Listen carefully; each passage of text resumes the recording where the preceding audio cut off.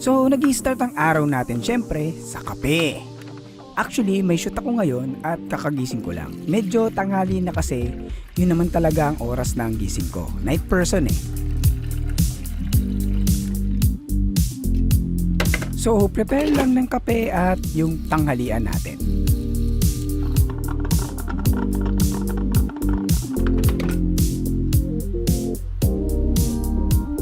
Usually, mini-microwave ko pa yung pagkain ko para mainit.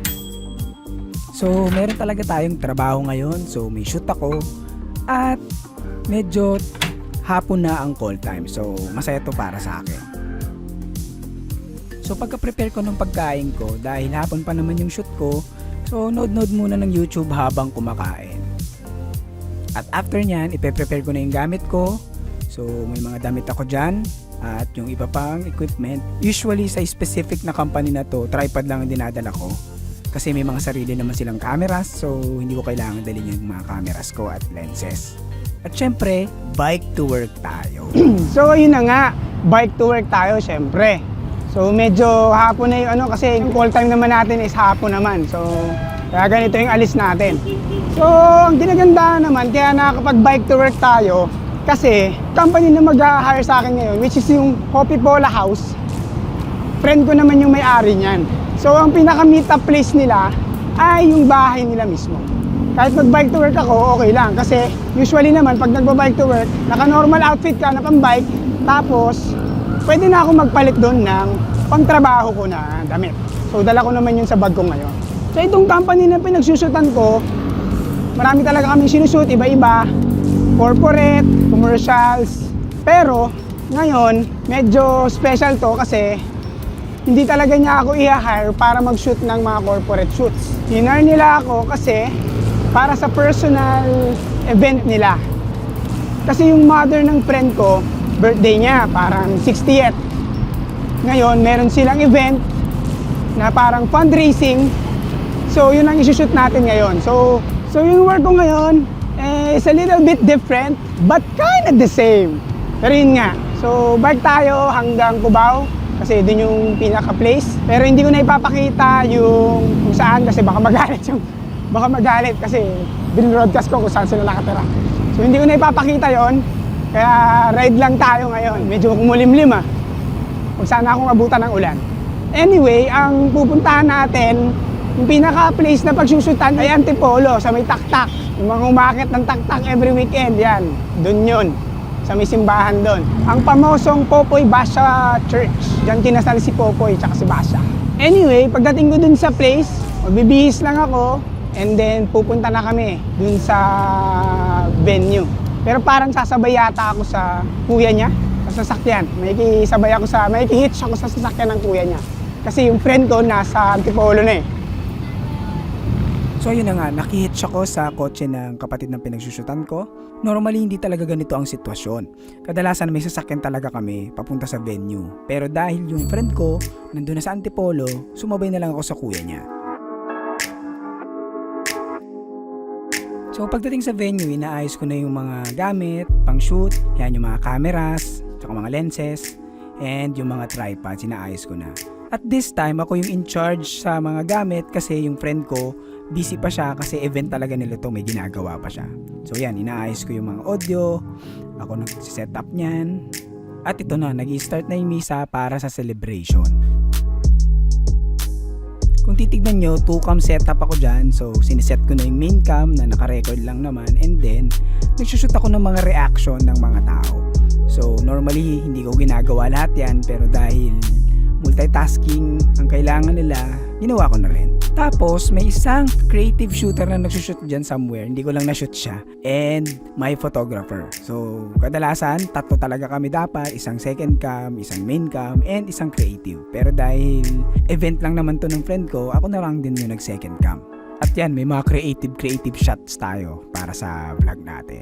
Kala mo naman totoong vlogger. Sa events na may church, pag consecration, lumulod na rin kami niyan. Paggalang na lang sa simbahan. Usually may mga rules na ganyan ng mga simbahan, lalo na sa weddings. Ay, nakunan ko pala yung videographer na isa. Ayan, yung naka-brown sa likod ko. Siya yung creative shooter namin. At dahil sobrang busy ko, hindi ko na na-shoot yung pagpunta namin sa reception. Pero sa baba lang nung simbahan yan mismo, as in yung underground nung simbahan. So ayan, feeling pogi, kunwari, candid, pero ako talaga naglagay ng camera sa baba, creative kunwari. So ayan, napakadaming tao, bisita lahat yan nung nanay nung friend ko na nagpa-fundraising para sa birthday niya. Ibibigay nila sa charity at sa simbahan yung makakalap nilang pera dito sa fundraising na ito. So yan, may AVP. So CR muna ako kasi hindi pa naman ako mag-shoot eh.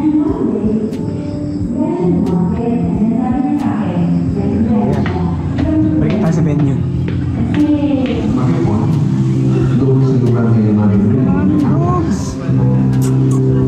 So yan, balik shoot na ulit. Binabantayan ko yung second cam na reaction nung may birthday. Tapos may main cam ako sa harap na nagre-record na continuously. Kala ko ako lang yung nagpapakit sa camera, pati pala yung nasa likod ko. At down time. Pahinga muna dahil nag-picture taking sila eh.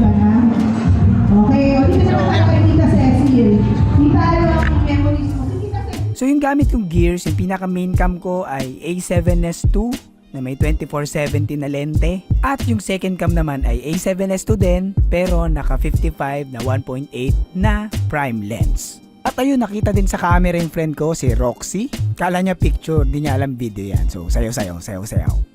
At balik na ulit sa shoot si Mokong. So ayan yung photographer tsaka yung creative shooter namin. At dahil ang daming AVP, ang daming downtime ng shoot na ito. So tumitenga lang din ako dyan. Natitempt talaga akong kainin yung salad dun sa bowl kasi patay gutom tayo eh. Pero trabaho talaga yung pinunta natin dito. So ayan, tapos na yung event, nag-uwian na yung mga tao. So pwede na akong magligpit. So yan, tapos na yung shoot. Pauwi na kami. Naglilipit na sila. Actually guys, nasa taktak ako eh. Kung alam niyo yung taktak, malamang alam niyo yan. Yung iba umaakyat dito na nagbabike. Yung isang araw maraming tao dito kasi anniversary nung taktak community. Kaso ako, nasa Pico de Oro. So, ayun, wala ako dun. So, technically, easy shoot to kasi parang yung call time ko is half day. Alas 3 ng hapon yung call time ko. Usually, ang shoot ko umaga hanggang gabi.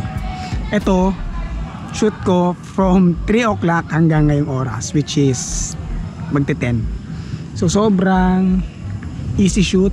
Wala masyadong hassle. Kahit tanghali akong gumising, walang problema.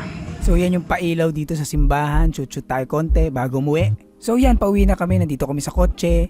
Papunta dun sa bahay para kunin ko yung bike ko. Kasi alam mo na, bike tayo pauwi. So ayan, pauwi na tayo. Medyo nasa bandang 11 pasado na. Gabi na tayo kasi syempre, gabi naman yung nag-start yung yung program, kaya mas gabi na tayo nakauwi ngayon. Pero okay lang yun kasi parang nagtrabaho lang din ako ng half day, nagumising ako ng maaga, tapos umuwi ako ng early ng gabi.